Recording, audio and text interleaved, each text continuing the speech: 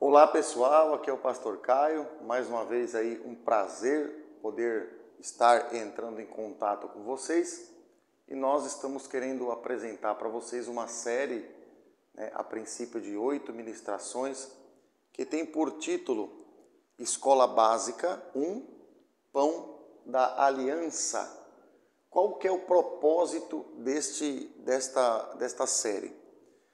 A gente tem, irmãos, aqui na igreja, a gente tem um discipulado bem curtinho para as pessoas que querem se batizar.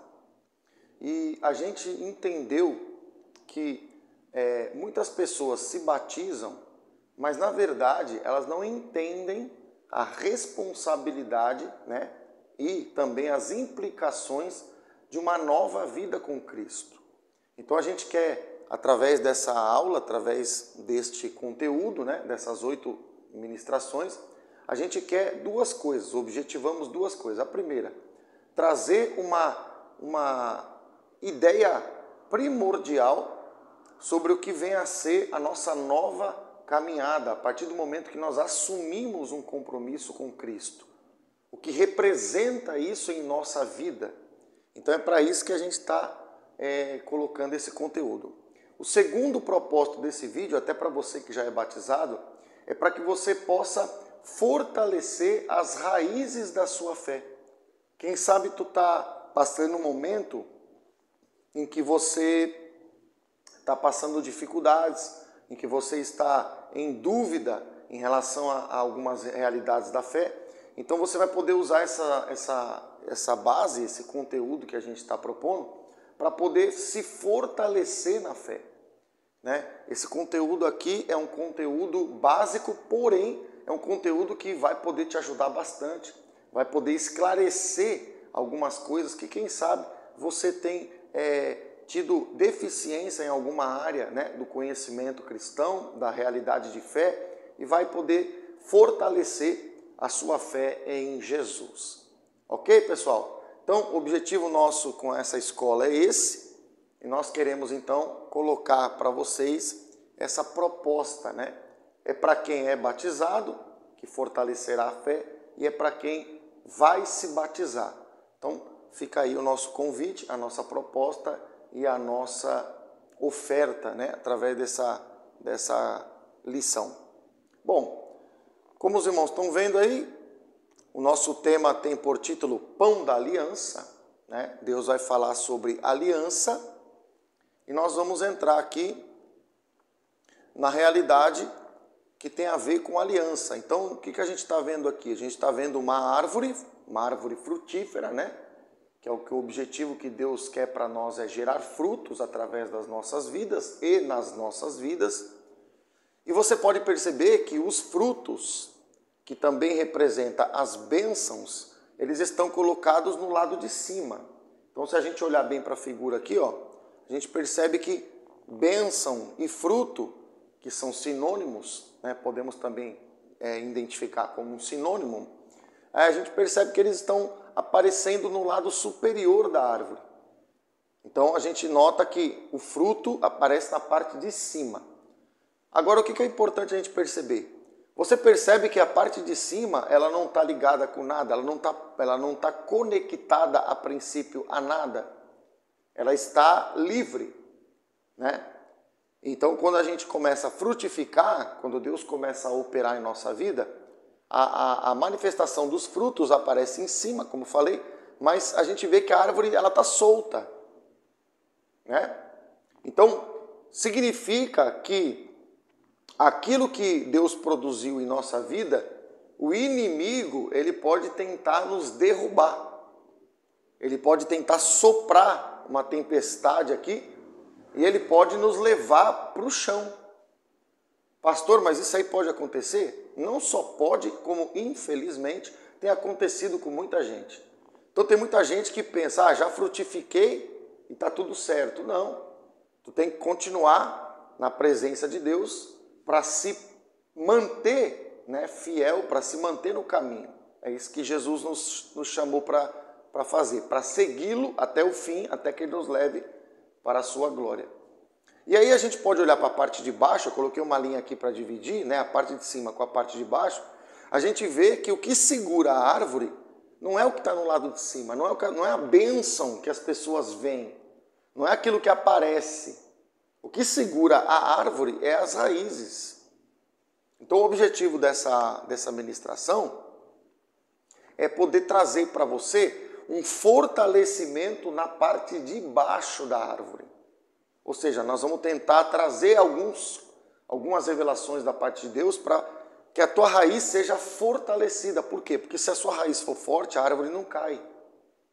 Se o seu ministério for firmado, né, na palavra, que é a semente que gera raiz, né, que é a palavra, você não vai cair e você não vai perder os frutos que Deus tem para a tua vida. Então, a gente começa a entender uma realidade que eu quero escrever aqui para a gente começar a registrar isso aqui. É importante a gente usar aqui, né, o conteúdo aqui visual. Por que o tema da lição se chama Pão da Aliança? Por que temos esse tema? Porque aliança é um sinônimo de algo que está ligado. O que é aliança? É uma coisa que alguma coisa está ligada, está conectada a alguma coisa. Por exemplo, eu tenho aliança no casamento. Eu estou ligado a uma pessoa. Eu tenho aliança com Deus. Eu estou ligado pela fé a Deus. Então, aliança é uma coisa que está unindo duas partes. E aonde é que isso está aparecendo na figura? Porque aqui em cima, como eu disse, está tudo solto. Só que o que faz a aliança se manifestar não é a parte de cima, mas é a parte de baixo. Por quê? Porque a raiz, ela está ligada na terra. Olha que interessante. A gente olha para as bênçãos, para os frutos, é maravilhoso isso aqui. Deus produzir lá em cima. Só que não está ligado a nada. A princípio está solto, está livre. Mas onde está a aliança? A aliança está aqui, ó, na raiz. Por quê? Porque a raiz, ela precisa estar aliançada, ela precisa estar ligada, ela precisa estar presa na terra.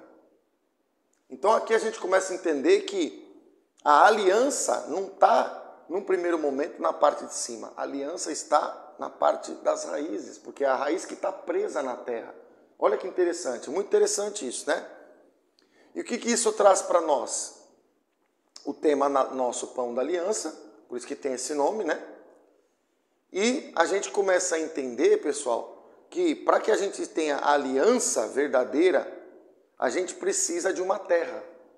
Então eu vou colocar um conceito para você aqui.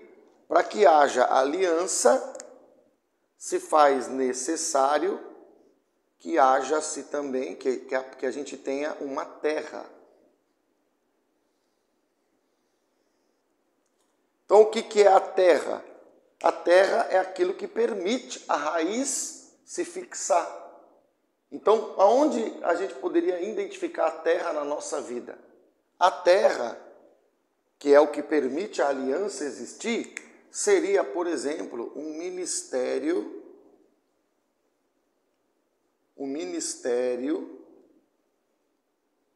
aonde a gente congrega. Né, onde a gente está servindo a Deus. Por quê? Porque se eu não tiver ligação com o ministério, que é a parte da terra, eu não vou ter como firmar minhas raízes. Aí você pode imaginar assim, ó, por exemplo, Paulo foi para os continentes. A princípio ele não estava fixo numa igreja, num ministério. Mas é porque naquela condição que Paulo se encontrava, Paulo já era para as outras pessoas a terra.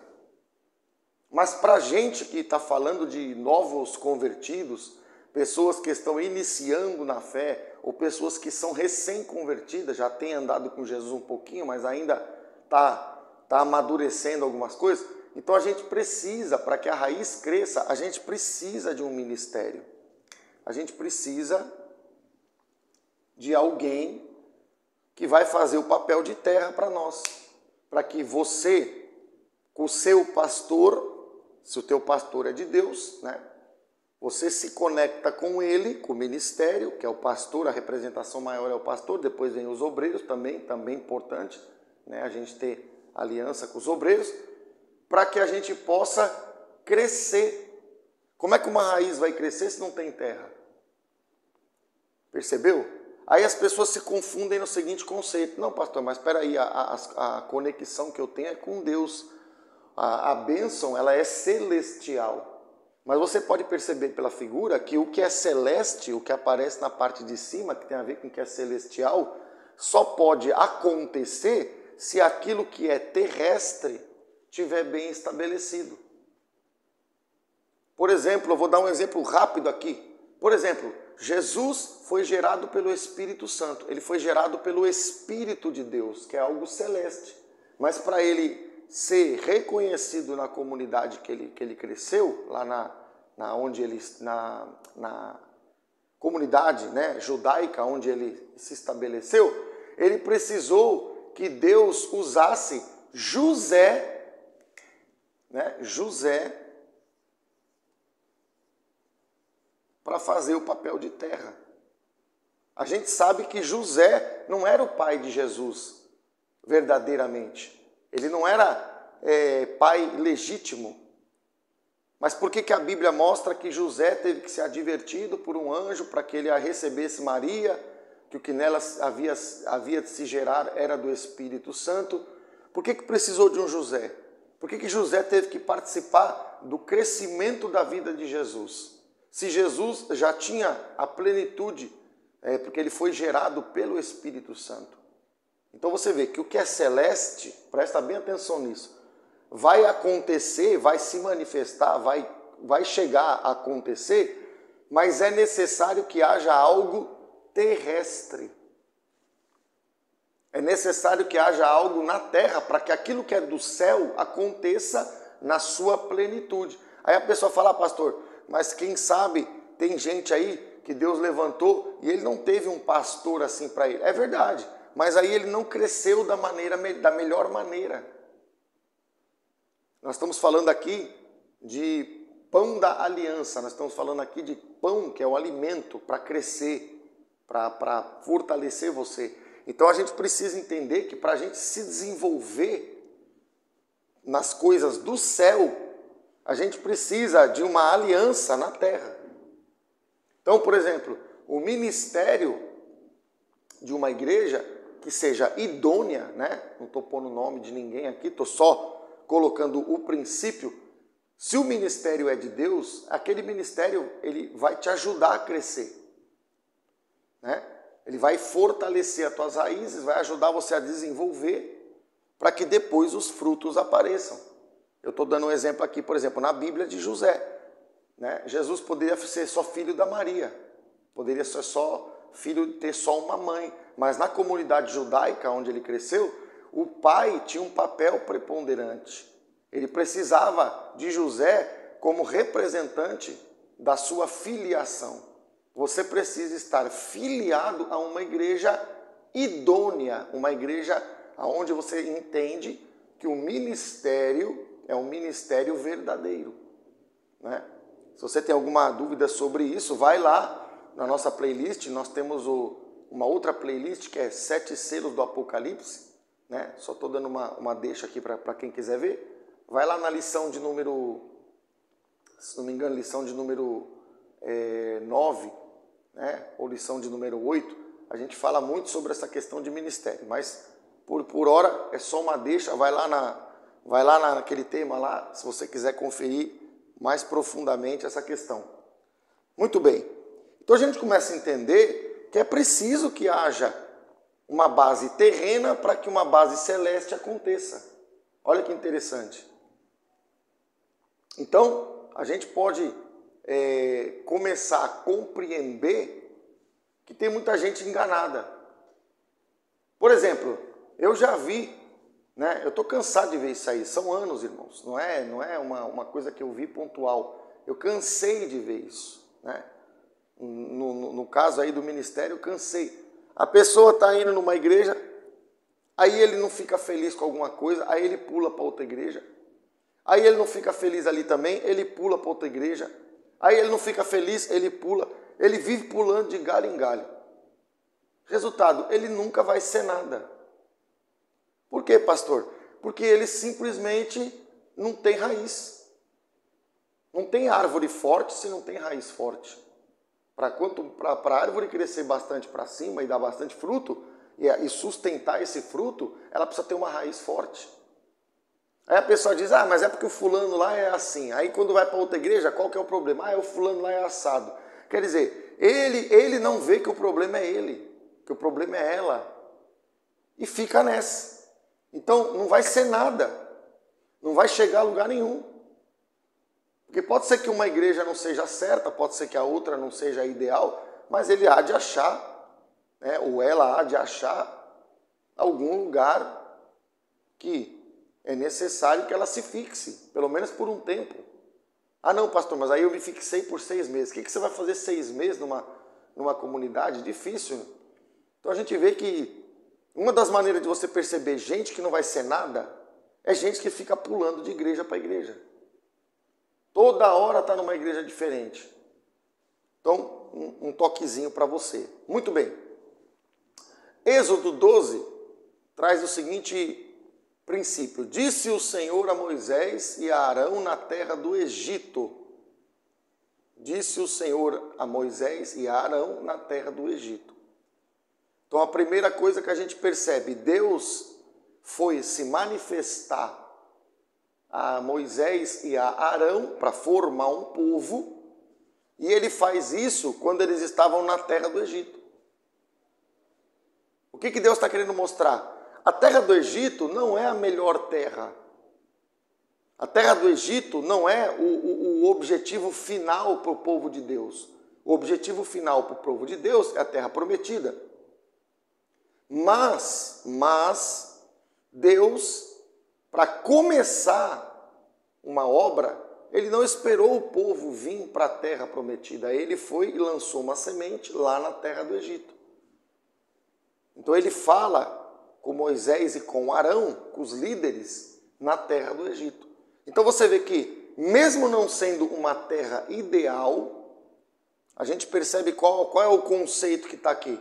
A gente percebe que Deus, mesmo num lugar que não é o melhor lugar, Deus se manifesta na terra do Egito. Então você vê, tem que ter uma terra. Tem que ter algum lugar para nos dar base para Deus começar uma obra. Quando chegar a hora, ele troca de lugar. Então, acho que está dando para entender. E aí o versículo 2 traz uma revelação para nós que diz assim: este mês vos será o principal dos meses. Será o primeiro mês do ano. Por que, vou colocar para os irmãos aqui meditar comigo, por que Deus afirma isso? Deus afirma isso porque Deus está trazendo a realidade, vou colocar aqui, Deus está trazendo uma realidade do novo nascimento. Deus está trazendo a realidade do nosso registro espiritual. Como assim, pastor? Quando você nasceu do teu pai e da tua mãe no dia do teu nascimento, no dia da tua concepção lá no hospital, o nascimento natural, quando a gente vê esse mundo, o teu pai pegou você e levou você em algum momento para registrar você. Ele tirou o seu RG, que é o registro geral. Hoje estão querendo passar para o CPF, cadastro de pessoa física, mas vamos colocar o RG, que a princípio ainda vale. Então, te deram um documento de identidade. Bom, fulano de tal nasceu tal dia. Então, a partir daquela data, começa a contar a tua idade. Fulano tem 30 anos, quer dizer que há 30 anos atrás, tiraram o documento de identidade. Fulano tem 25 anos, quer dizer que há 25 anos atrás ele nasceu. O RG traz a data do nosso nascimento. Isso é no natural. No espiritual é a mesma coisa. Quando Deus diz que esse mês vos será o principal dos meses, Deus está dizendo assim, no tempo, que mês é tempo, dentro do tempo, este mês vai ser o principal. Por quê? Porque esse mês é o mês em que você nasceu. Mas nasceu do quê? Nasceu do Espírito. Nasceu de Deus. Então, se no natural a gente tem um RG, no espiritual, a partir do momento que a gente aceita Jesus, a gente passa a ter um registro de que somos filiados a Deus agora, de que pertencemos a Deus. Lá no Apocalipse fala que tem o livro da vida. O que está registrado lá no livro da vida? O nome das pessoas que estão pertencentes a Deus, que serão contadas por Deus como seus filhos. Então, no natural, a gente tem RG. No espiritual, a gente também tem RG. Eu, por exemplo, eu tenho X anos de idade, mas eu tenho uma outra identidade desde o momento em que aceitei Jesus. E assim é com cada um de nós. E por que Deus diz isso? Ele diz, este vos será o principal, porque a partir de agora que você nasceu de Deus, agora Deus vai ser o principal. Quer dizer que antes você poderia dar valor a um monte de coisas. Agora que você nasceu, Deus é o primeiro. Ah, pastor, mas Deus não pode ser segundo? Não pode. Tudo pode ser importante. Sua mulher é importante, seu marido é importante, seu filho é importante, sua profissão é importante, tudo é importante, mas Deus é o principal. Por isso que ele está usando essa palavra, este vos será o principal dos meses. Porque dentro do tempo, a partir do momento que você vai ser contado agora, que você nasceu, o principal dentro do tempo é Deus. Entende isso? Então, isso traz uma implicação muito séria para a nossa vida. Agora a gente tem dono. A gente não é mais aí um aventureiro.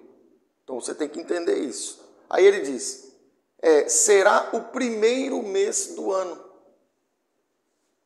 Por que está aplicando isso no primeiro mês do ano? Porque eu posso aceitar Jesus em setembro, mas na vida natural é o mês 9, mas na vida espiritual é o meu primeiro mês de vida. É a partir daquela data que vai ser contado a minha caminhada com Cristo. Então eu creio que está dando para entender, não é difícil a gente refletir, a gente vai entender. E agora, pessoal, a gente vai começar a entrar em algumas coisas que são, para alguns, vai ser algumas coisas que você vai relembrar, mas infelizmente, para a maioria, vai ter coisa aqui que as pessoas vão até se espantar, né? Vão até se espantar. Diz assim, Mateus capítulo 2, versículo 11, entrando na casa, viram o menino com Maria, sua mãe. Então Jesus já havia nascido. Prostrando-se, o adoraram. Se eles adoraram Jesus, isso prova que Jesus é Deus também. Porque não pode ser adorado nada a não ser a Deus. Então, se Jesus está sendo adorado, é porque ele é Deus. E abrindo os seus tesouros, entregaram-lhe suas ofertas, ouro, incenso e mirra. O que Deus está querendo ensinar aqui para nós? Vamos lá. O que Deus está querendo trazer para a nossa meditação? Então eu vou apagar isso aqui. Eu creio que vocês já entenderam, né? Ou então vou escrever aqui embaixo mesmo. Acho que vai pegar bem na câmera aí. O que Deus está querendo mostrar quando você nasce, assim como Jesus nasce, você vem para a igreja, a primeira coisa que você vai ser ensinado é que você vem para a igreja para adorar a Deus. Por isso que Jesus está sendo adorado. Então, o primeiro elemento que você aprende, para que você vai para a igreja lá no culto? Eu vou no culto para adorar a Deus. Perfeito? Só que depois você aprende que você vai ter também que trazer no culto ofertas. Aqui ele dá 3 tipos de oferta. A gente poderia aqui exemplificar a título de exemplo, não é literal.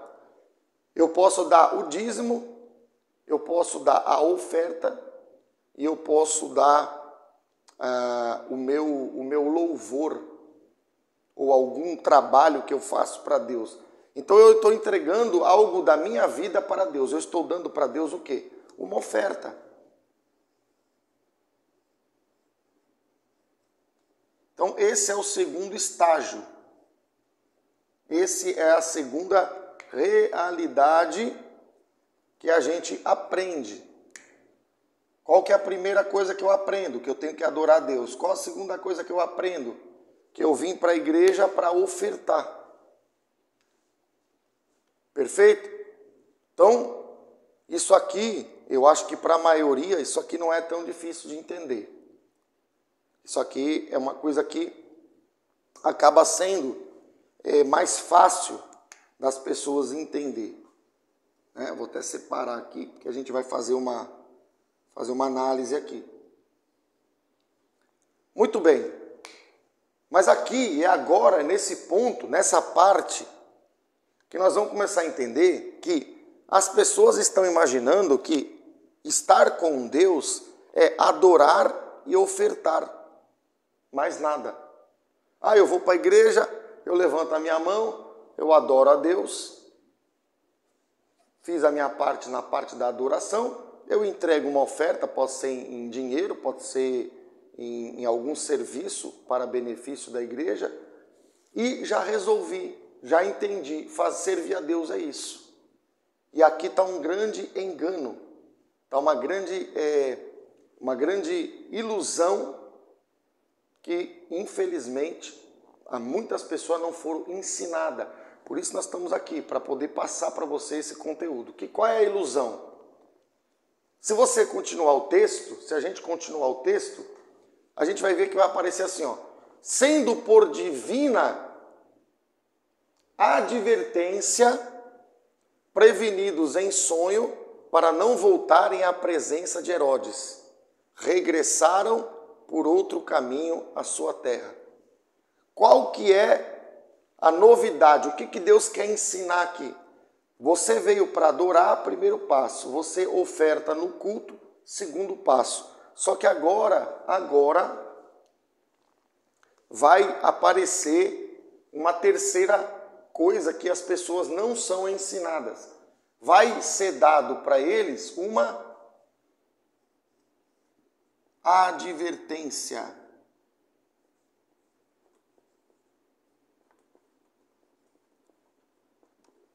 Para mim melhorar isso aqui está meio falho. Só precisando trocar essas canetas aqui. Vou reforçar aqui, advertência.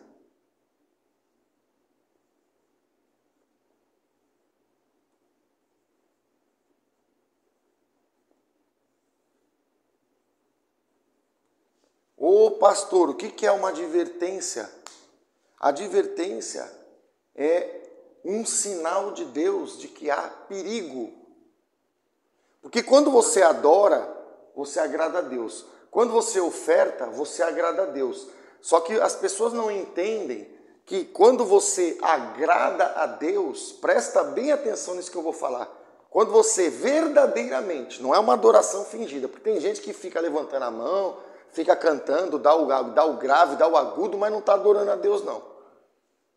Por que Jesus disse que lá em João ele procura os verdadeiros adoradores? Porque nem todo mundo adora de verdade. Porque adorar a Deus é uma coisa que você vai aprender. Adorar é a máxima de tudo. Isso daí a gente se converte, a gente ama a Deus, mas a gente vai ser trabalhado para aprender a adorar. Então, só uma pincelada sobre a adoração aqui. Então, eu adorei a Deus. Estou com um coração sincero, aquele crente recém-convertido, estou amando o Senhor, estou ali sentindo a presença de Jesus, estou me comunicando um pouquinho com o Espírito Santo já está derramando a sua presença, coisa linda, irmão, coisa linda. E eu estou ofertando, estou ofertando. Só que quando eu agrado a Deus com essas duas obras aqui, quando eu agrado a Deus, Ao mesmo tempo que eu agrado a Deus, eu desagrado o diabo. O diabo fica furioso. O diabo fica perturbado. Ele já é perturbado, ele fica mais. Por quê? Porque até então você era dele, você fazia as obras dele. Agora tu veio para Deus e Deus está te trazendo para conhecer a presença, a graça de Deus, e você está entregando no altar uma adoração, você está entregando uma oferta e o diabo está irado com você. Então ele vai começar a trabalhar para te desviar do propósito, para te entristecer, para te contaminar, para fazer as obras dele, as obras malignas. E por isso o Espírito Santo vai ter que trazer uma divina advertência, que é que eu coloquei aqui, que é a manifestação profética. Vou colocar aqui, deixa eu ver se tem uma caneta aqui. Isso aqui é algo profético. Isso aqui é profético. Vou abreviar aqui, ó. O que é o conteúdo profético, pastor? O conteúdo profético é quando Deus vai te sinalizar perigo. Deus vai tocar uma sirene usando alguém, te dando um sonho. De alguma maneira, Ele quer sinalizar que o inimigo está tentando contra a tua alma. Porque agora tu está adorando a Deus e Ele está irado com a tua nova vida, com a tua nova conduta. Então Ele está trabalhando para que isso não seja permanente. Ele vai tentar derrubar aquele começo daquela árvore que eu falei que começou a crescer. Ele vai tentar mandar um vento contrário para essa árvore cair, para você sair do Evangelho. Né? Então, acho que está dando para entender. Então, aqui a advertência é o terceiro passo que você precisa prestar muita atenção.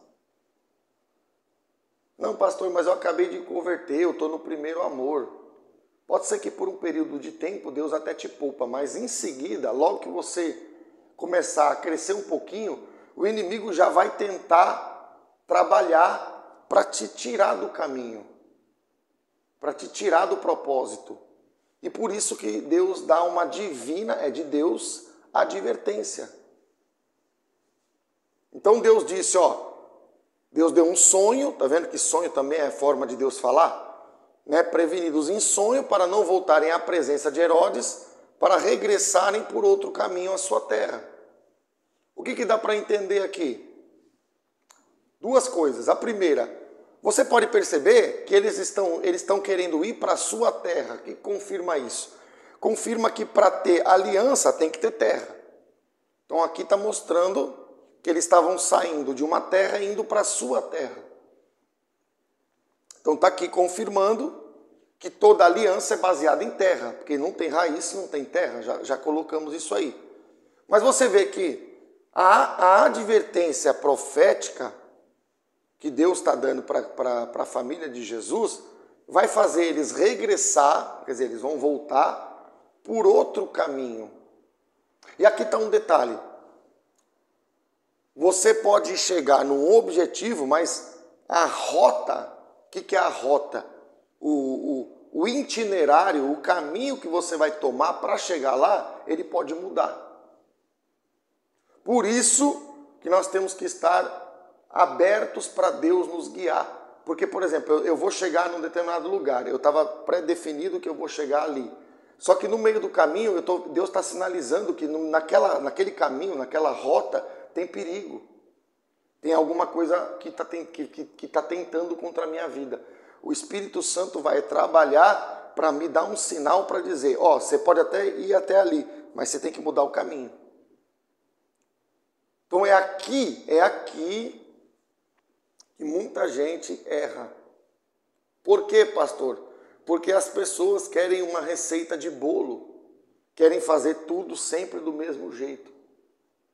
A estratégia depende do perigo.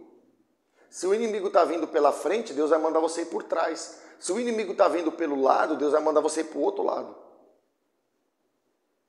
A direção de Deus garante que você não vai ser atingido, ou que você não vai cair. Então o evangelho não é adorar e ofertar. Evangelho, o próximo passo importantíssimo é a parte profética, é o sinal, é a advertência. Não se entristeça quando Deus chamar a tua atenção, porque o chamado da nossa atenção é justamente para nos fazer bem. Olha o que diz o versículo, a sequência. Né? Olha o que diz a sequência aqui, deixa eu ver se eu pulei. Tendo eles partido, Deus avisou, sai daí, que o Herodes, né? O Herodes está perto. Eis que apareceu um anjo do Senhor a José em sonho e disse. Então o que a gente pode entender aqui? Você pode ter iniciativa, porque se eles partiram, significa que eles tiveram a iniciativa. Então não é porque Deus vai me dirigir que ele vai me tolher de ter iniciativas. Mas a questão toda é, eu tenho que ter iniciativa? Tenho, mas eu tenho que, além da iniciativa, estar atento para que o Espírito Santo me dirija. Eles tiveram a iniciativa, eles chegaram até a partir. Mas olha o que vai acontecer. Olha o que Deus diz. Dispõe-te, toma o menino e sua mãe, foge para o Egito e permanece lá até que eu te avise. Porque Herodes há de procurar o menino para o matar. Então, algumas coisas que nós podemos aprender. Deus não só mandou ir para um determinado lugar, no caso ele manda ir para o Egito. Pastor, mas Egito não é a melhor terra, mas lembra que Deus falou com Moisés e Arão no Egito? Lembra disso? Nós começamos o Êxodo lá, Êxodo 12, se não me engano. Então, o mesmo lugar Deus está mandando eles ir. Mas não é um lugar definitivo, não é. Mas naquele momento é estratégia. A advertência de Deus está mostrando que a estratégia para eles continuar no propósito de Deus é ir para aquele lugar. Só que Deus não manda só ir, Deus manda permanecer lá até que eu te avise. E aqui está um problema. Se o Egito não era a terra deles, você concorda comigo que eles estão indo para uma terra que não é o lugar que eles queriam estar. Eles estão indo para uma terra que não é o lugar que eles foram crescer. Né? Jesus nasce em Belém, depois ele vai para Nazaré. Né? Ele está num contexto judeu. Mas Deus está mandando ir para o Egito, quando ele está recém-nascido. Deus está mandando ir para uma terra que os pais dele, na verdade, não é o lugar que eles queriam ir. Então aqui fica um conselho, aqui vai uma parte profética para você. Já vou entregar uma advertência para você dentro do ensinamento. Nem sempre Deus vai mandar você para o lugar que você quer. Às vezes Deus manda você ficar dentro de uma igreja por um tempo. Ali você não é reconhecido, ali você não é valorizado, ali você não dá frutos, porque você vê que tem gente ali que está trabalhando até contra você. Existe isso, pastor? Existe. Infelizmente existe. Mas, às vezes a gente fica no Egito lá 6 meses, 1 ano, e aí a gente tem que permanecer ali até que Deus avise, até que venha uma nova instrução. O que as pessoas fazem? Eles vão para onde quer, faz o que quer, do jeito que quer. Quando a gente faz isso, a gente ignora a advertência. Quando a gente ignora a advertência, pode acontecer que vai dar, como diz no ditado, vai dar ruim. Por quê? Porque o inimigo pode armar um laço e você pode se enroscar nesse laço, o laço do passarinheiro, né? O passarinho somos nós temos que voar. E ele vai botar o laço e ele vai te prender. Você acha que na carne você está livre, porque você vai para onde você quer. Mas daqui a pouco tu vai ver que a tua liberdade, né, ela vai se transformar em derrota espiritual. Então, a gente precisa entender.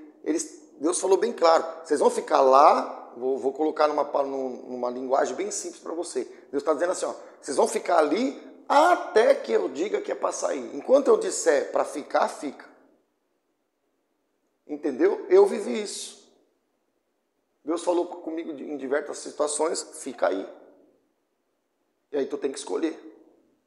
É ali que tu fixa raízes. Ah, pastor, mas eu Eu estou crescendo, mas estou que nem a raiz, eu só cresço para baixo. Ninguém vê, porque a raiz está escondida dentro da terra. Ninguém vê, mas você está crescendo. Ninguém vê, mas você está produzindo. Ninguém vê, mas você está se fortalecendo. O problema da nossa geração é que ela aprendeu que ela pensa que culto é adoração e oferta e nada mais, e a adoração é uma coisa que a princípio a gente é visto como adorador, a gente é levita, não é isso? A geração presente ensina assim, mas na verdade não é isso que a palavra está mostrando. Deus mandou ficar no lugar que ele ficaria oculto, que Egito é um lugar de esconderijo, né? O esconderijo do Altíssimo, como diz lá em Salmo, né? Até que eu te avise. Por quê? Para que ele não morra, porque Herodes há de procurar o menino para quê? Para o matar. Então significa que pode ter o Herodes, que naquele lugar que você quer estar, ali vai ter um Herodes, e se você permanece ali, ele te mata. Pastor, mas eu estou ali e nunca ninguém me matou. Você que pensa. Tem muita gente que já morreu e nem sabe. Ele era para ter frutificado há 10 anos atrás, ele está até hoje a mesma fé que ele tem quando ele se converteu há 20 anos atrás. O nível de fé dele não mudou. Então significa que alguma coisa morreu. Porque Deus dá tempo para nós frutificar. A gente não planta semente hoje, amanhã aparece o fruto na árvore. Mas tem gente que está há 20 anos, você vê a fé dele há 20 anos atrás, você vê a fé dele hoje, a diferença é nenhuma, é quase nenhuma. Então ele morreu. As circunstâncias que ele quis, o lugar que ele escolheu estar, foi um Herodes para ele. Por quê? Porque matou a fé dele. Tirou até a fé que ele tinha quando ele se converteu, era mais forte do que hoje. Porque hoje ele está desanimado, hoje ela está desanimada, hoje ela parece que nem acredita mais nas promessas. Eu conheço muita gente assim, que já deixou de acreditar. Ele, vamos levando aí, vamos com a barriga aí. Ele não entendeu que o não ouvir, o não prestar atenção na advertência, levou ele à morte. Mas aonde que é a morte? É quando ele não frutifica. É quando a fé não amplia. É quando o nível de fé não cresce. Então significa que adoração, oferta e advertência são os 3 primeiros passos. Mas tem um 4º passo, que é o nível de fé. Tem que crescer.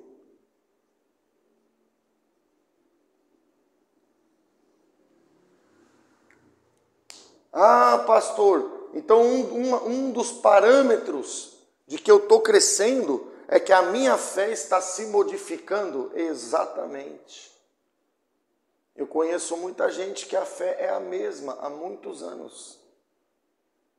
Talvez melhorou um pouquinho. Por quê? Porque ele não presta atenção na advertência. Ele não entendeu que a fé tem que aumentar, que a fé tem que evoluir, a fé tem que ser multiplicada.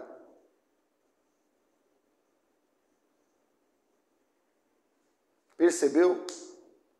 Então, o problema todo é não entender a caminhada de fé. Uma das coisas que tem que crescer é a fé. Por que eu digo isso? Porque a Bíblia diz que a luz do justo não é a luz do crente, né? No livro de Provérbios diz, a luz do justo é como o caminho do justo é como a luz da aurora, que vai brilhando mais e mais. Quer dizer que tem que ser de mais para mais. Tem gente que está passando o tempo, a fé dele está indo de menos para menos. Percebe? Então, está dando para entender, é importante. Uma outra coisa que a gente percebe é que o versículo diz, dispõe-te. Deus está falando com quem? Deus está falando com José. Por quê? Porque o texto diz, toma o menino e a sua mãe. Se ele vai tomar o menino, que é Jesus, recém-nascido, e ele vai tomar a mãe, significa que Deus não está falando nem com a mãe e Deus não está falando nem com o menino. Deus está falando com José. Significa que José, olha o que eu coloquei aqui no início, José é a terra. É em José que Deus está semeando. Por quê? Porque se o pastor funciona como terra na igreja, ele é uma base para o membro crescer, na família o pastor é o homem, é o chefe da casa. Por que Deus não fala com o menino? Porque ele é recém-nascido e não tem como ouvir. Por que Deus não fala com Maria? Porque é a mãe. Deus fala com José, dispõe-te, toma o menino e a sua mãe e foge para o Egito. Então quer dizer que na família tem uma base. Qual é a base? O homem, o cabeça, o líder, o pastor da família. Na igreja também tem uma base. Quem que é o líder? Quem que é a terra para os membros crescer? O pastor da igreja. Percebe? Então a Bíblia está mostrando para nós, irmãos, que a caminhada de fé, ela não é adoração e oferta. Porque muitos nem isso aqui estão fazendo, tá? Vou ser bem sincero. Mas, eu adoro, eu oferto, tá tudo certo. Não tá tudo certo. Porque é porque você adora e é porque você oferta que o diabo vai se manifestar. E você tem que observar as advertências, os conselhos proféticos, os sinais do Espírito Santo, usando alguém ou até falando em sonho, de alguma forma vai te mostrar. Para que a sua fé continue aumentando, para que a tua fé continue crescendo, para que você cresça mais e mais na fé. Então você vê, adoração, oferta, advertência profética e o aumento da fé. Isso é evangelho, isso é cristianismo. Isso é a caminhada com Cristo. Se eu estou caminhando em direção a Deus, e Deus é luz, deve ficar claro para nós que quanto mais eu caminho, mais claro vai ficando. Se eu estou mais perto de Deus, eu estou entendendo mais, eu estou mais forte, eu estou melhor do que quando eu comecei. E por isso que a fé tem que aumentar. A fé tem que progredir. Está dando para entender isso? Não, pastor, eu quero sentar no banco ali e no domingo e está tudo bem. E só ali ofertar e ter paz no coração. Isso não é evangelho.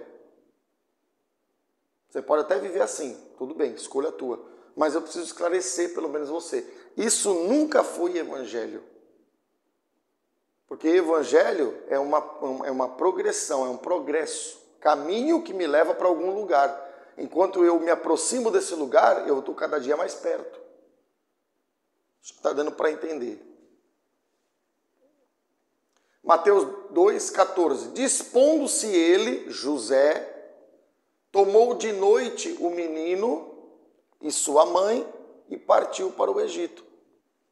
Duas coisas que a gente vê aqui. A primeira, quando ele parte para o Egito, ele obedece.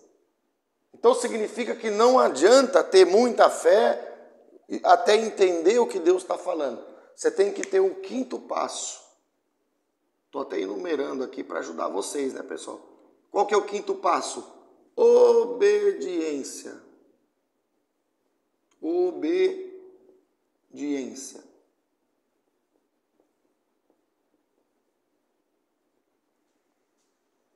Ah, pastor, então quer dizer que o que faz eu progredir é a obediência? É. Porque se eu oferto, se eu adoro, se eu entendi o que Deus falou, a minha fé já está presente, porque eu tô crendo, né? Para ela continuar crescendo, eu preciso do próximo passo, eu preciso obedecer. José não ficou entendendo, José se dispôs e foi. Ele toma de noite, ele pega o menino e a Maria e vai. É esse passo, né? É esse passo aqui que faz você alcançar tudo que Deus tem para a tua vida. O segredo, se nós fosse colocar um ponto central, tudo aqui é importante, mas o segredo, assim, uma chave, né, vamos colocar assim, é a obediência. Porque a obediência está ligada com tudo que está aqui. Se ele entendesse, mas ficasse, o Herodes chegava e matava.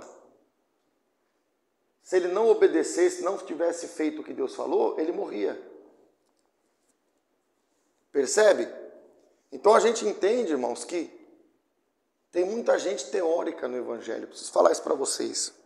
Tem muita gente que é só fantasia, quer aprender teologia, fica com a cabeça cheia de conceitos. Se você não se dispor a obedecer, se você não se dispor, como ele se dispôs, né? Dispondo-se. Se dispor é se despojar, é colocar-se em obras. É sair da cadeira do entendido, porque tem uns teólogos, né? Tem um pessoal hoje que incentiva a teologia na geração de hoje, aí ele te ensina a ficar aquele cara entendido, aquele cara intelectual. Não, porque no tempo da Babilônia, então ele sabe muita história bíblica, ele sabe muita coisa, mas ele não se dispõe. O vaso não é feito quando ele está na receita, o vaso é feito quando ele desce lá na olaria. É lá na olaria que Deus vai apertar, que Deus vai modelar. É a obediência que traz o que Deus tem para a tua vida. Entende isso? O vaso vai ser feito não é no papel. No papel eu tenho a descrição. O vaso vai ser feito quando eu me disponho a ir lá na olaria. Na olaria Deus me forma. Deus não formou o homem do pó da terra?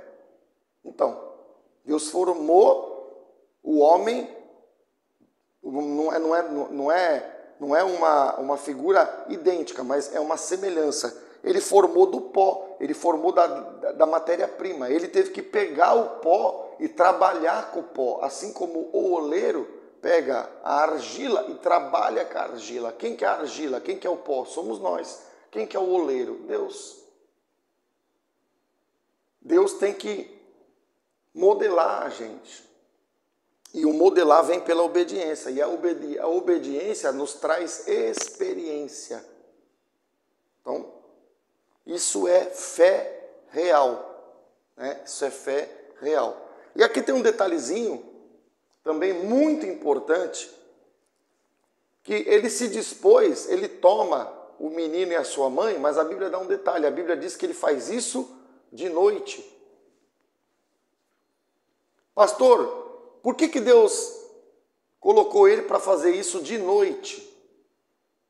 Significa que ele não estava sendo guiado pelo que ele vê. Ele estava sendo guiado por fé. Olha o quarto passo. Porque de noite não dá para enxergar, principalmente naquele tempo que não tinha luz elétrica, que eles tinham aquela lamparina que era muito pouca luz. Então ele não estava sendo guiado pelos seus sentidos. O detalhe da Bíblia dizer que ele foi de noite é porque ele estava na escuridão deste mundo, mas ele estava na luz da sua fé. A fé estava guiando ele. A fé fala com a gente. O Senhor fala no nosso coração. A fé, ela se manifesta em nós. Ah, pastor, mas eu vou sair de noite, eu tenho medo. Ué, mas se você confia, não é? Vai com medo mesmo, mas vai confiando. Porque alguma parte do trajeto a gente vai sentir medo. O medo é um recurso de defesa do ser humano. Toda vez que a gente tem medo é porque a gente está preocupado. Pois é, mas antes da gente estar preocupado, Deus já estava preocupado por nós. Por que Deus deu uma advertência? Porque Deus está se preocupando antes da gente ficar preocupado. Então, eu creio que está dando para entender. E aqui, nós vamos entender um segredo que essa geração parece que, eu não sei o que acontece, mas ela não sabe. Quando Deus abre o mar, ou até antes de Deus abrir o mar, Êxodo 14, a Bíblia vai dizer, eu vou colocar aqui primeiro de forma resumida, mas você pode ler o capítulo 14 e você vai ver, é o momento em que Deus usa Moisés para abrir o mar. Deus institui, nesse capítulo, Deus institui a Páscoa. Deus institui a Páscoa. O que é Páscoa, pastor? A Páscoa é o sexto passo, podemos colocar assim. E a Páscoa é, na verdade, aliança. É aqui, depois da obediência, que Deus estabelece uma aliança. Entende isso? E quais são os segredos que estão nessa aliança? Nós podemos identificar alguns. Primeiro, Israel sai do Egito às pressas, que eles passam sangue na verga da porta lá, né, quando eles estão quase para sair, um pouquinho antes. E eles têm que sair às pressas. É uma coisa que não é feita devagarzinho, é uma coisa que é feita às pressas. Eles saem do Egito também de noite, como lá a gente viu no versículo, que José foi de noite, guiado pela fé. E aí, Deus abre o mar. Através de Moisés, Deus faz o quê? Um caminho. E quando Deus abre o mar, a Bíblia diz que o mar é aberto e eles passam a pé enxuto. A Bíblia dá esse detalhe, a pé enxuto. O que é pé enxuto? Quer dizer que a terra estava totalmente seca. Aqui estava uma coluna de água, aqui estava outra coluna de água, mas no meio do trajeto, onde o povo de Israel vai passar, é a pé enxuto, está totalmente seca. Por que o caminho tinha que ser seco? Porque você entendeu que para ter aliança tem que ter o quê? Para ter aliança tem que ter terra. Quando Deus abre o mar e ele seca totalmente o caminho por onde Israel vai passar, ele está produzindo o quê? Um caminho de terra para estabelecer uma aliança. Olha que interessante. Só que aqui tem um detalhe tremendo. Tem um detalhe aqui que é um negócio que é uma coisa que está escondida de nós, mas que você, se você entender, pode mudar a tua vida. Por quê? Porque as pessoas pensam, olha bem para essa figura que tu vai entender. As pessoas pensam que porque eu estou vivendo milagre,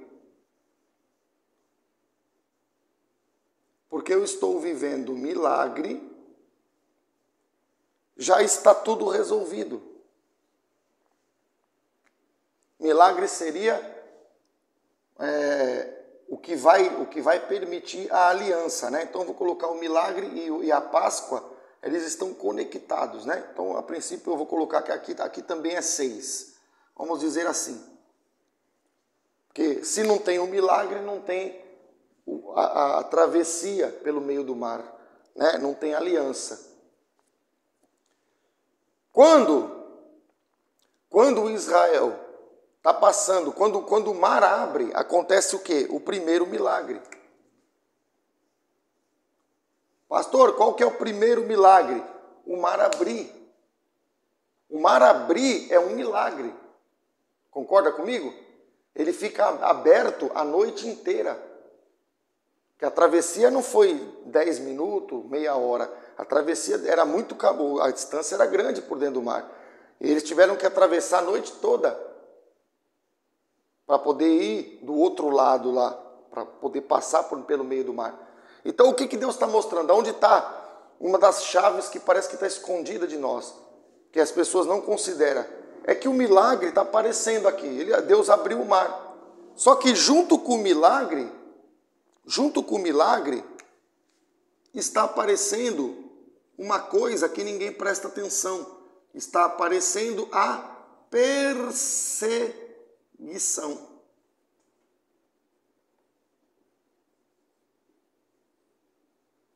Pastor, essa daqui é nova para mim. Essa eu nunca tinha meditado. Verdade? Verdade. Quer dizer, eu vivi o milagre, as pessoas pensam assim. Como é que as pessoas têm visão de milagre? Ah, eu vivi o milagre e agora é como se eu tivesse... eu posso botar o pé para o alto, tomar meu suco de laranja e não vai me acontecer mais nada. Mas não é o que a Bíblia está mostrando. Eles estão dentro do milagre, porque o mar está aberto, Deus está sustentando as paredes de água, Deus secou o caminho para poder dar terra para formar aliança, e o Egito, né, os egípcios e Faraó estão perseguindo eles por dentro do milagre. Quer dizer que no meio do milagre, dentro do milagre, tem uma oposição e tem uma perseguição. Pastor, é verdade, pastor, é mesmo. O povo está passando está vivendo o milagre, fica uma noite toda dentro de um milagre, porque Deus está sustentando aberto, né? Que Deus é que estava, não só abriu, mas ele sustenta o milagre por um tempo ali na travessia do Mar Vermelho. E o Egito está vindo atrás. Quer dizer que eu posso já estar experimentando um milagre, e mesmo dentro do milagre vai acontecer isso aqui. O que tem acontecido, irmão, é que muita gente nunca experimentou o milagre. Então, como ela não experimentou o milagre, ela não conseguiu chegar nessa etapa, ela não provou isso aqui. E tem gente que não viveu um milagre grande, mas ele viveu, Deus fez algo na vida dele, na vida dela, e o inimigo retalhou. O inimigo contra-atacou. E muitas das vezes a pessoa perde até a bênção. Significa que não é porque Deus vai fazer um milagre que não vai ter, muitas das vezes, uma perseguição associada. Porque as pessoas estão pregando um evangelho assim, ó. Se tu não prospera, é porque Deus não é contigo. Se tu não conseguiu materialmente, é porque Deus não deve estar muito feliz com você, não. Aí o irmão vem lá, por exemplo, com um carro novo, e aí fala, esse aí é de Deus, ó, esse é como é abençoado. Por quê? Porque ele está conquistando e ele tem paz na vida dele, ele tem uma realidade de tranquilidade à sua volta. É justamente por isso, em muitos casos, que essas pessoas não são espirituais. Porque para mim produzir milagre, eu preciso de muita fé. Mas como eu não estou disposto, muitas das vezes, eu não entendo que eu preciso crescer a fé, então eu nunca vou manifestar o milagre, porque eu não tenho fé o suficiente para crer que Deus vai operar. E aí, de quebra, eu tiro muita da perseguição, ou algumas perseguições eu não vou viver, mas ao mesmo tempo também eu não vou viver milagre. E ao mesmo tempo também eu não vou ter uma fé aumentada. Então eu também não preciso ser tão obediente. Então a minha aliança será fraca. Eu vou ficar aqui na suposta adoração e na oferta. Porque chegou no ponto da advertência, eu já não me interessa muito ficar prestando atenção no que Deus fala. Percebe isso? Então significa que a aliança estava sendo feita em meio a milagre e em meio a perseguição. Ô pastor, mas isso daí as pessoas não pregam. Pois é. Não vou dizer que as pessoas não pregam, mas se você procurar, você vai ver que é poucos que falam sobre isso. Eu, pelo menos, na minha experiência, eu vi bem poucos. Por quê? Porque as pessoas não querem que a gente seja o resultado de uma árvore frondosa. As pessoas querem que a gente gere um broto. Vem para a igreja, adora a Deus no domingo, dá a sua pequena oferta e para aqui. Então Deus está mostrando que para ter a aliança, que é o passo 6 aqui, tem que cumprir, ouvir a advertência profética, tem que aumentar a fé. Deus já vai incrementando a tua fé, trabalhar você na obediência para formar você em aliança para viver milagre. Quantas pessoas, vou perguntar aqui, eu sei do que eu estou falando, porque aqui na igreja a gente vive uma realidade de sobrenatural já há alguns anos. Não só aqui na igreja, antes de eu abrir a igreja aqui, de a gente começar a ter um ministério aqui local, por onde eu ia, eu já experimentava o sobrenatural. Em meio a lutas, em meio a perseguições, mas aonde eu ia, eu via Deus fazer. Onde eu ia, eu via Deus operar. Eu tenho vários casos que eu poderia contar aqui. Então, eu estou falando de uma coisa que eu vivo. Eu estou falando de uma coisa que eu experimentei. Eu não estou falando de uma coisa que eu ouvi falar. E por que as pessoas não experimentam muitas realidades bíblicas? Porque as pessoas não estão incrementando a sua fé, não estão aprendendo a obedecer, não estão com a fé no nível para experimentar milagres. E também porque não querem sofrer perseguição. Eu sei que o conteúdo pode parecer um pouco profundo para uma lição básica, mas a gente tem que colocar aquilo que Deus nos deu para falar. Então a gente tem que abrir os seus olhos. Olha o que diz o versículo 31. E viu Israel. Tem gente que nunca viu o milagre. Ele ouviu falar, ele lê na Bíblia que está escrito, mas ele mesmo não viu. E viu Israel o grande poder. O que é o grande poder? Milagre. Que o Senhor exercitara contra os egípcios, e o povo temeu ao Senhor e confiou no Senhor e em Moisés, seu servo. Então a gente vê que existe uma palavra-chave aqui, ó. Deus exercitou. Por que Deus exercitou? Porque a nossa fé, ela tem que ser continuamente colocada em ação. Exercício fala de o quê? Fala de botar aquilo que nós temos em Deus para fora. Fazer o exercício perde massa muscular, perde peso, mas você fica em forma. Certo? Para você ser exercitado na fé, você precisa colocá-la em prática. E você colocando a fé em prática, através da obediência, você entra em aliança para provar milagre. Então, exercício traz a gente da teoria para a prática, né? É isso que dá para entender.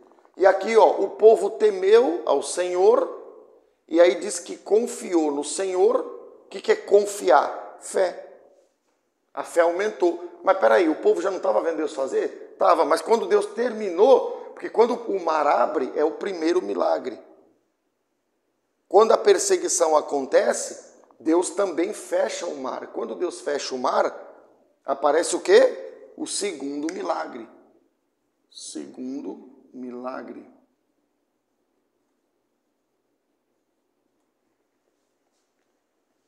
Então olha que interessante. Primeiro milagre, perseguição, segundo milagre. O primeiro milagre é Deus abrir. O segundo milagre é Deus fechar o mar e matar os egípcios tudo ali dentro. E Faraó, inclusive. Então o povo temeu e confiou. Foi exercitado na fé. Porque confiar é ter fé, é agir a fé, né? E ele confiou no Senhor e ele confiou também em Moisés. Ou seja, ele entendeu que aquele ministério, que é o ministério de Moisés, que era o pastor daquele povo, era de fato uma base, uma terra, para eles poderem crescer. É bem verdade que na sequência eles depois vão tropeçar e vai ter todo um acontecimento e tal, aquele povo vai se endurecer, mas o começo da trajetória é assim que Deus estabeleceu. E aí quando a gente chegar aqui, o que a gente vai ter que fazer? Voltar para cá. Isso aqui é um ciclo. Percebe? Então, acho que está dando para entender o que Deus está falando. Êxodo 12, 48. Porém, se algum estrangeiro se hospedar contigo e quiser celebrar a Páscoa do Senhor, seja-lhe circuncidado todo macho. Então aqui Deus está falando justamente aquilo que a gente já colocou. Se a gente for estrangeiro, o que é o estrangeiro? Não tem RG. Ele não é daquele povo.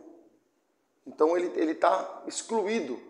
Mas se ele quiser nascer de Deus, ele vai ter que ser circuncidado. Circuncidado. O que é ser circuncidado? Então aqui nós vamos explicar o que é uma aliança. Nós vamos ampliar o conceito da Páscoa. A aliança. Circuncisão, no Velho Testamento, era um pacto, que em hebraico é chamado de Brit Milá, né? O pacto, em que o órgão sexual do menino eles pegavam a pele que fica revestindo a cabeça do órgão e eles passavam uma navalha, algo cortante, e eles arrancavam aquela pele e jogavam aquela pele fora. É mais ou menos como a operação da fimose hoje. A pessoa tem um problema lá, faz uma operação chamada operação da fimose. A circuncisão no Velho Testamento era uma circuncisão onde ia lá no órgão sexual do menino, né, no membro do menino, recém-nascido. Jesus foi circuncidado ao 8º dia, diz o Evangelho, os Evangelhos. E aí se cortava aquela pele. E aí a gente pode parar aqui para meditar. Por que Deus escolheu o órgão sexual do menino? Poderia Deus ter feito uma aliança marcando o dedo do pé? Poderia Deus ter feito uma aliança marcando o nariz, como eles fazem hoje, aí bota piercing? Poderia ter feito uma aliança na orelha? Por que Deus escolheu o órgão sexual do menino, o órgão sexual masculino, para fazer uma aliança, que é a circuncisão? Deus fez isso por alguns motivos. Eu quero trazer para vocês pelo menos 2. Primeiro, Deus fez isso no órgão sexual do menino, porque Deus está dizendo, eu quero te marcar em algum lugar específico, no caso no seu órgão sexual, porque eu quero marcar você de tal forma que você vai ser alguém que vai ser marcado por mim num lugar de intimidade. Por que Deus marcou num lugar tão assim, né, tão assim a princípio estranho para nós? Porque o órgão sexual é uma coisa íntima. O único que pode ver a esposa sem roupa é o esposo. E o único que pode ver o esposo sem roupa é a esposa. É uma intimidade. Pois é, Deus marcou o menino nessa parte do corpo, porque ele está dizendo assim, eu quero te ver sem roupa. Em outras palavras, eu não quero que entre nós haja falta de transparência. Eu quero que você se apresenta para mim da maneira que você é, nu. Não vem fazer uma oração e fique escondendo certas coisas do teu coração. Não, vem para mim e mostra como você é. Por que Adão no jardim estava nu e não se envergonhava? Porque antes do pecado ele era para Deus como Deus o fez. Depois do pecado é que ele começou a se tampar. Então Deus ele fez essa marca no órgão sexual para a gente entender, porque Deus está buscando um relacionamento de intimidade. É uma coisa íntima, é um lugar íntimo, não é para qualquer um ver. A gente não anda sem roupa por aí. Então significa que Deus está buscando que tudo que a gente for fazer seja sincero. Então, primeiro significado da circuncisão. Segundo significado da circuncisão, quando cortava a pele do órgão do menino, ele ficava às vezes 2 semanas, 3 semanas para poder sarar, para poder se recuperar. Principalmente naquele tempo que não tinha a medicina que tem hoje, né? Então a gente pode entender isso. Significa que a aliança com Deus, em algum momento, a gente pode experimentar dor. Ô pastor, não, agora essa daí foi fora do script. Pois é. A gente pode, estando em aliança com Deus, a gente pode experimentar a dor. Porque na hora que cortava a pele do órgão do menino, doía. Na hora que Jesus estava na cruz, que estavam batendo nele, doeu. Ele sentiu dor por me amar, por te amar. Por que eu não posso sentir dor por amar ele? Qual é o evangelho que você tem sido apresentado? Você tem sido apresentado a um evangelho que você só precisa adorar e ofertar. Que Deus vai te dar. Que Deus vai te abençoar. Que Deus vai te promover. Tudo isso é verdade, é verdade. Só que Deus também está trazendo aqui que além de abençoar, promover, que Deus vai te enriquecer de bênçãos, Deus também em algum momento pode permitir que você sinta dor. Porque só sofre pelo outro se a gente ama. Eu não vou sofrer por alguém que eu não tenho nenhum apreço. Jesus sofreu tanto porque ele me ama muito na cruz. A sua carne foi arrancada. Então, a carne do menino era arrancada porque ele estava sendo exposto à dor, não porque Deus queria que ele sofresse, mas como um símbolo que ficaria registrado para nós hoje, de que aquele que ama sofre por amor também. Então, a gente pode escrever aqui, ó, né? A gente pode escrever aqui, esse aqui seria o sétimo passo, né? Isso aqui seria o sétimo passo. E a gente pode colocar aqui, dentro de tudo isso aqui, existe um componente chamado dor. Pastor, eu nunca entendi isso aí não. As pessoas estão pregando que Deus vai me abençoar, que eu só vou ser feliz, que eu só vou prosperar, que eu só vou enriquecer, que Deus é comigo, que eu posso tudo naquele que me fortalece. Tudo bem, isso é verdade. Só que o versículo anterior, Paulo diz, eu sei ter fome, eu sei ter escassez. Ele passou dor, ele passou necessidade, ou ele passou privações. E isso é evangelho. Então nós temos que entender. E para assumir essa condição, ele diz, seja circuncidado todo macho. Macho aqui não é no sentido literal. Macho é no sentido de ser uma pessoa decidida a fazer o que Deus quer. Sabe quando o cara fala assim, ó, tu é macho mesmo, hein? Quer dizer, tu é uma pessoa que vai, começa e termina. Quando tu fala, eu sou de Cristo, tu vai ter que em muitos momentos ser macho, para sustentar o teu testemunho, para sustentar a tua fé. Não vai ser tudo às mil maravilhas, não vai ser só flores no caminho. Vai ter espinho.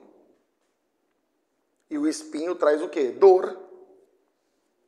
Mas apesar da dor, a gente continua na obediência, a gente continua no caminho da fé. Está dando para entender, né? Aí ele diz assim, ó. E então, eu estou falando do versículo 48, né? Ele diz que para participar da aliança tem que ser circuncidado. Aí ele diz assim, e então, uma conclusão, se chegará e a observará. Quer dizer, a gente aprende a observar através das experiências também. E será como natural da terra, mas nenhum incircunciso comerá dela. E aqui eu quero falar algo para você. Se eu tenho que me sujeitar, às vezes até sentir dor, para poder cortar, né, em algum momento, alguma coisa da minha vida, para poder ter aliança com Deus, por outro lado, se eu não fizer isso, se eu viver o evangelho da adoração e da oferta e parar aqui, e tudo isso aqui eu não viver, eu também vou entrar numa condição de ser incircunciso, ou seja, eu vou estar fora da aliança. E se eu estiver fora da aliança, eu não posso comer o melhor do que Deus tem para mim, porque nenhum incircunciso comerá dela. Significa que eu não tenho direito a milagre, eu não tenho direito a aumento de fé, eu não tenho direito a sobrenatural, que é outro milagre. Eu não tenho direito às realidades espirituais maiores. Por quê? Porque eu estou fora dessa aliança. Eu começo uma aliança, mas eu paro aqui. Entende? Então, para mim não ser incircunciso, eu tenho que me circuncidar. Hoje a circuncisão, Paulo escreve que ela é no coração. Mas por amar a Cristo, a gente vai experimentar a perseguição e em algum momento vai viver uma dor ou dores. Vou dar um exemplo para você aqui. Quando a mulher está dando à luz, por amor ao filho que ela vai colocar no mundo, ela sente dores, ela sente cólica, ela sente desconforto. E por que ela suporta isso? Por que ela não aborta? Né? Tem até mãe que faz isso, mas é mãe desnaturada. Estou falando de uma mãe normal. Por que a mãe não aborta? Porque apesar de sentir cólica, apesar de sentir desconforto, apesar de sentir dor, ela ama o ser que está sendo gerado nela. Então, por amor, ela sofre. Por amor, ela passa. Por amor, ela se sujeita. Deus está mandando a gente refletir. Se a gente amar Jesus, acima de tudo, a gente vai suportando as dificuldades. Por que muita gente se desvia? Porque ensinaram que Deus vai dar, que Deus vai dar, que Deus vai dar, mas não ensinaram eles a adorar de verdade, não ensinaram eles que tem que experimentar em muitos momentos a dor e tem que ser fiel sentindo dor. Jesus estava sentindo dores horríveis, estava lá todo machucado, traído pelo seu povo, ele estava todo, vamos dizer, todo destruído ali na cruz, destruído, não sei se é essa palavra, mas ele estava todo flagelado, talvez essa palavra caiba melhor, e ele olhou para a humanidade e falou: Pai, perdoa-lhes, que eles não sabem o que fazem. Ele estava dando o quê? Uma prova de amor. Fizeram tudo aquilo com ele, mas ele estava dizendo para o Pai perdoar.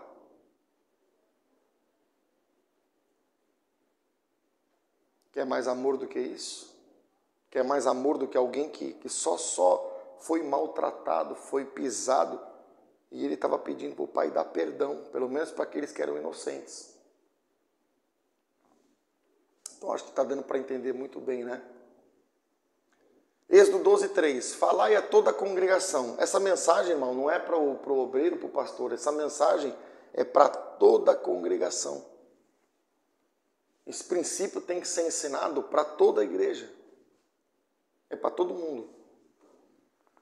Falai a toda a congregação de Israel, dizendo, aos 10 deste mês. Por que Deus fala aos 10 deste mês? Por que ele cita o número 10?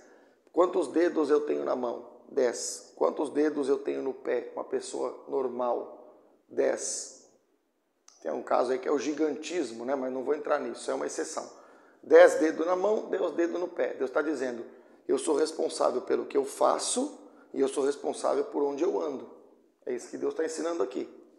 Aí ele diz, cada um tomará para si um cordeiro, segundo a casa dos pais, um cordeiro para cada família.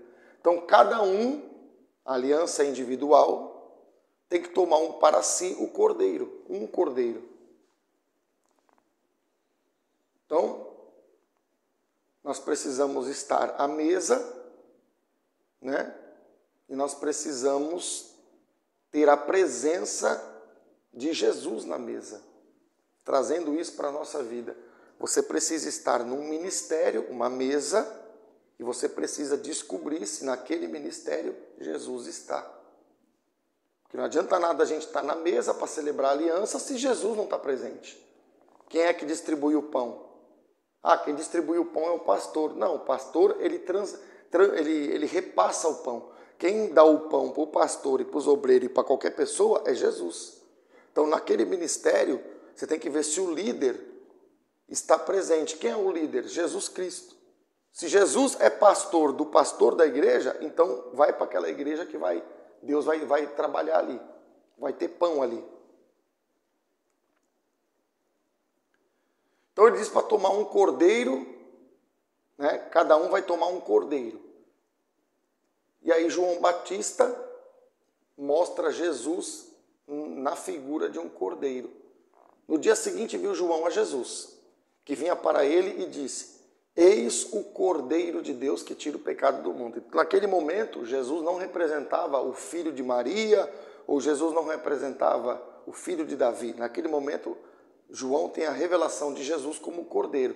Então, se Jesus é o Cordeiro, e a lei está mandando tomar um Cordeiro para si, então como é que eu cumpro a lei? Quando eu estou me alimentando e obedecendo a Jesus. Então, acho que dá para entender. E a gente vê que João, ele está fazendo um anúncio de que Jesus é o Cordeiro. Então o verdadeiro líder também tem essa missão. Ele não fala dele no primeiro momento, ele aponta para Jesus. Ele diz, eis o Cordeiro, ele está apontando para Jesus. Nós temos que revelar às pessoas que a maior plenitude da vida delas é o Senhor Jesus. Então, isso aí tem que ficar claro para nós. Gênesis 32, 28. Então disse, já não te chamarás Jacó, e sim Israel, pois como príncipe lutaste com Deus e com os homens e prevaleceste. Então olha aqui, a gente vê que Jacó só venceu, por quê? Porque ele lutou. Só que aqui tem um detalhe, ele não só lutou, ele prevaleceu. Ele lutou com Deus, não contra Deus, ele lutou com Deus e com os homens, e ele prevaleceu. Então tem muita gente que está lutando, mas prevalecer é para poucos. Por quê? Porque para prevalecer tem que ter esses passos que a gente já mostrou, né? Tem que viver uma vida de obediência, como eu coloquei aqui. E aí a gente vê que José, depois de vencer, é aqui que ele se torna príncipe, né? Ele é colocado como alguém que toma posse de uma herança, ele se torna príncipe porque é filho do rei. Mas para ser príncipe tem que prevalecer, tem que vencer, né? Não adianta só lutar. Ai, irmão, eu estou numa luta. Às vezes a pessoa está numa luta, mas ela está lutando do jeito errado. Então tem que entender isso aí. Aí ele diz assim, nasceu-lhe o sol, quando ele atravessava Peniel e manquejava de uma coxa. Então a gente vê 2 ou 3 coisas que a gente pode ressaltar. Primeiro, lembra que Israel passou no meio do mar aberto, eles passaram durante a noite. Lembra que José foi instruído e levou Maria e Jesus de noite?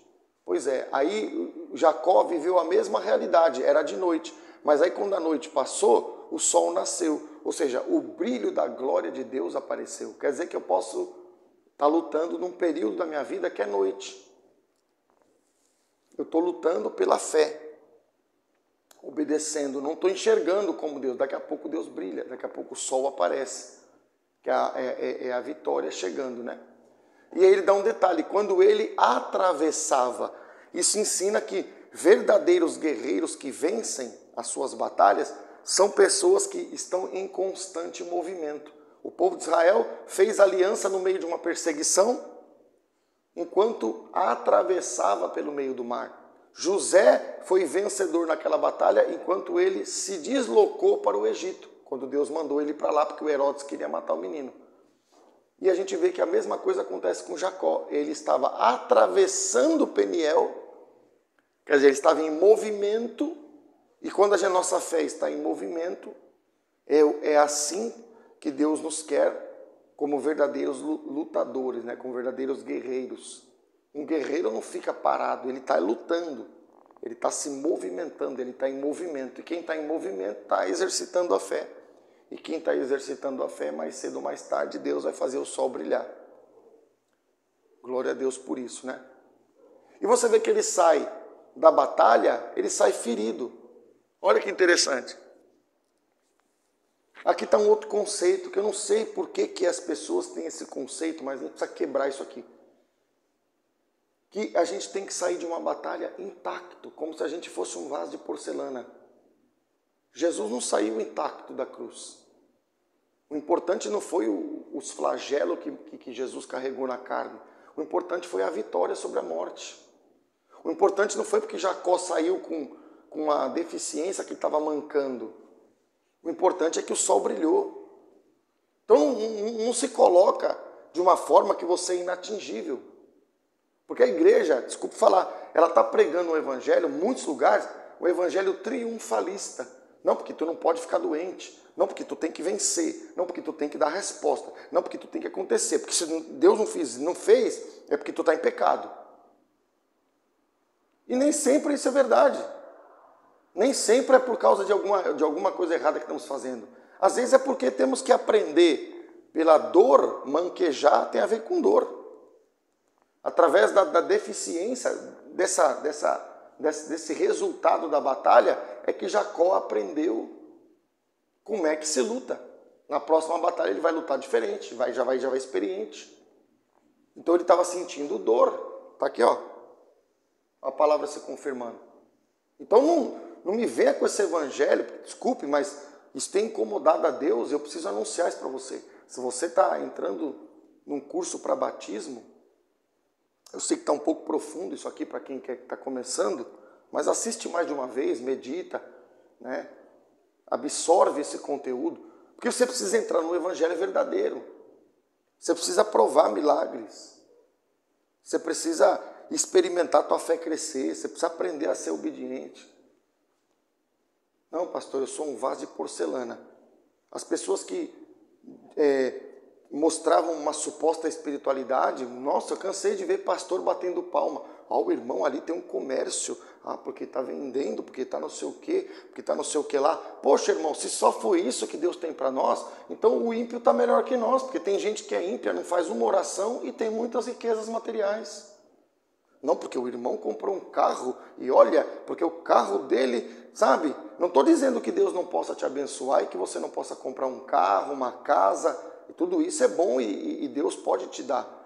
Mas isso não pode ser um parâmetro, só isso, para fazer de você um vencedor. Eu não estou vendo Jacó conquistar carro, eu não estou vendo Jacó conquistar casa, eu não estou vendo Jacó conquistar nada. Eu estou vendo Jacó lutar e sair de uma luta cheio de dor na coxa.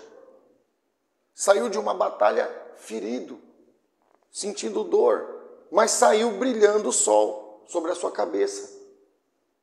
Então, essas bênçãos que os ímpios também, Deus também dá até para os ímpios, não pode ser parâmetro para a tua fé. Não, pastor, então eu não vou mais buscar um carro novo? Não, pode buscar o carro novo, pode pedir para Deus te dar a casa nova, não tem problema nenhum. Mas antes disso aí, pede para Deus te ensinar a adorar, ofertar, ouvir o Espírito Santo, crescer na fé, obedecer, ter aliança, viver milagre, suportar perseguição, viver milagre e passar até por dor. Percebe? Então, eu preciso dizer para esta geração, para você que está me ouvindo aí, que vai ouvir, eu preciso dizer, esse evangelho que eu vi muitos dizem, não, irmão, aí está abençoado. Por quê? Porque ele comprou um carro novo, porque ele comprou uma 4x4. Pelo amor de Deus.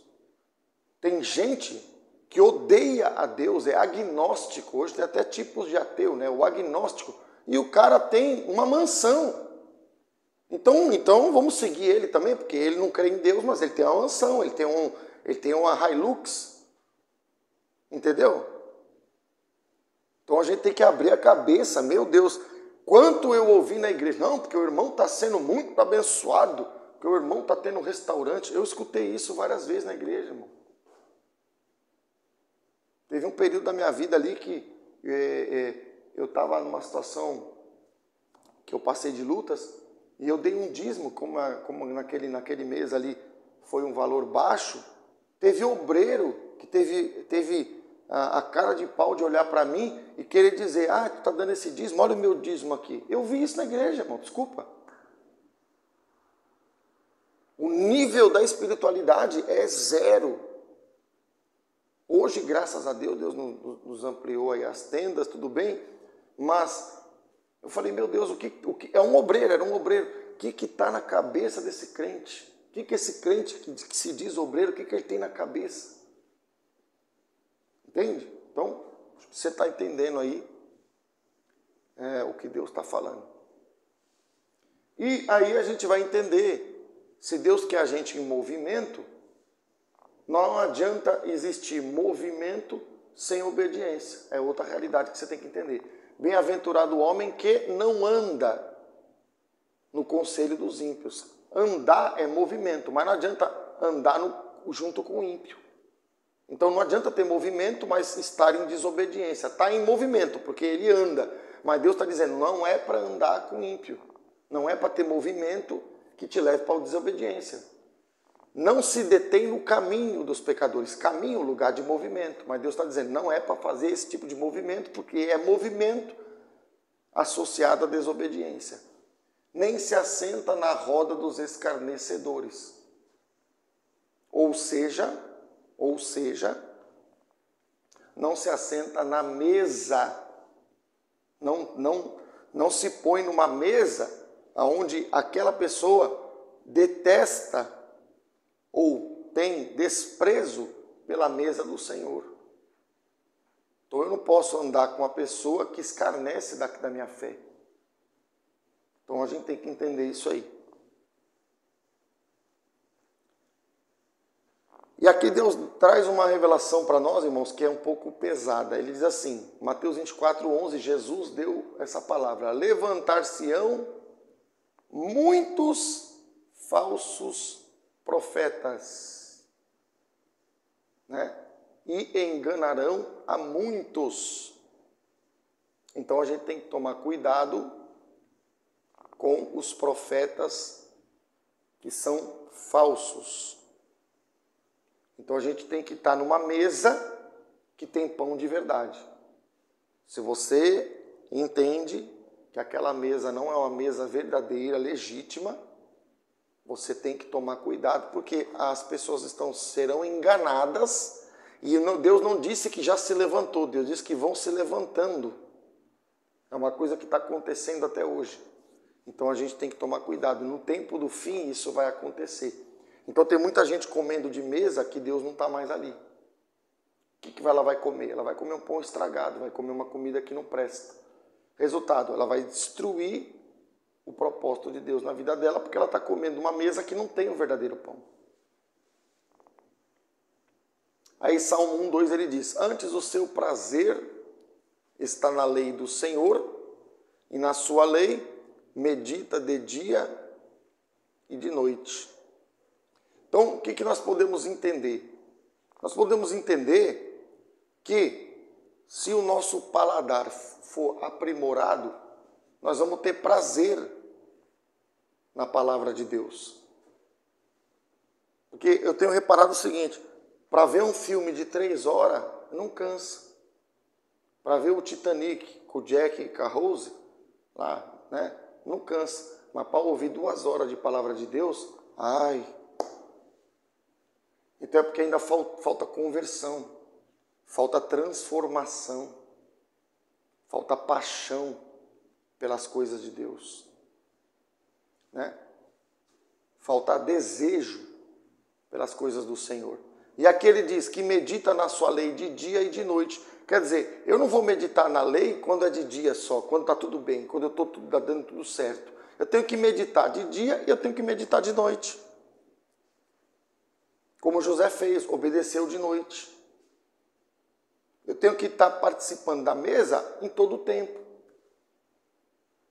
Então, a gente precisa entender isso. E por que eu tenho que participar da mesa? Porque quem come pão fica forte. Quem fica forte pode ser, por exemplo, como Jacó. Vai ter força para lutar. Porque o que um guerreiro precisa para lutar? Se alimentar bem. Por que a gente incentiva e está sempre gravando, né, procurando trazer um conteúdo a mais dentro do que Deus nos direciona para pessoas poderem comer desse pão? Porque quanto mais comida boa, vai ter a perseguição, vai ter o confronto, né? Jacó lutou ali a noite toda, mas vai ter a vitória. Então não tem outro método. Você vai ter que lutar, você vai ter que enfrentar, você vai ter que se alimentar para conseguir ter força para aguentar durante a noite aquela peleja. Que tem luta da gente, irmão, que dura meses. Né? Tem provas que se apresentam para nós aí que às vezes demora. E aí a promessa maior, né? A promessa maior. Se eu fosse colocar aqui de tudo isso aqui que eu coloquei, esses 7 pontos aqui, né? Porque a dor e a perseguição, elas estão conectadas, né? A dor e a perseguição estão conectadas. Porque ser perseguido não é algo gostoso, é algo desagradável, também traz dor. Então a dor já está embutida aqui. Mas se eu fosse colocar de tudo isso aqui que você aprendeu, desses 7 passos aqui, que eu encadeei aqui, qual é a principal promessa? Isso aqui também a gente não vê as pessoas meditando ou falando sobre isso na sua maioria. João 14:3. E quando eu for e vos preparar lugar, voltarei e vos receberei para mim mesmo, para que onde eu estou estejais vós também. Então Jesus está dizendo que o final de tudo é aliança. Porque para que onde eu estou, ou seja, aonde eu já estou, que ele está lá, estejais vós também. Ou seja, para que nós estejamos unidos. Traduzindo, para que haja uma aliança eterna. Então a maior recompensa não é tudo que Deus vai fazer aqui. Tudo que Deus vai fazer aqui é um trampolim para a gente chegar lá. É necessário que Deus faça aqui, porque vai nos levar para lá. Então, por exemplo, tem gente que não almeja estar com o Senhor Jesus. Ele está querendo só as coisas daqui. Eu tenho que querer as coisas daqui porque Deus fez promessas aqui. Mas eu tenho que ter um sonho no meu coração de um dia estar com Jesus. Essa é a maior promessa. É uma aliança eterna. Por isso que o tema da ministração aqui é Pão da Aliança. Nós vamos estar à mesa com Jesus para sempre.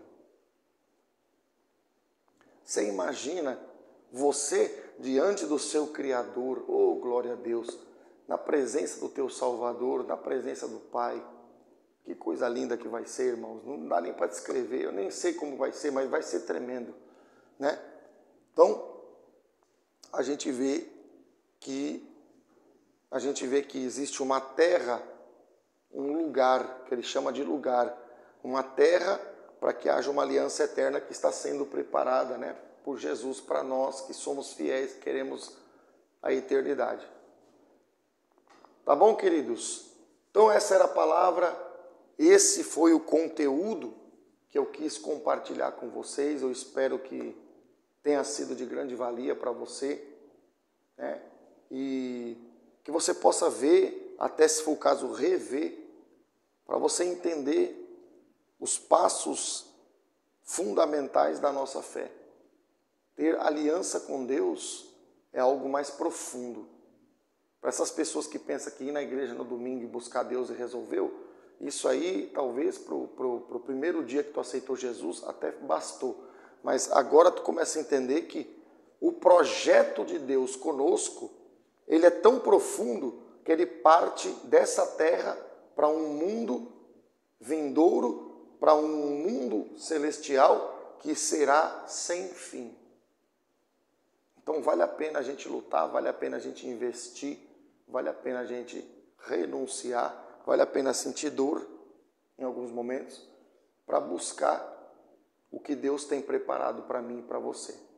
Tá bom, querido? Um grande abraço e fiquem todos na paz do Senhor.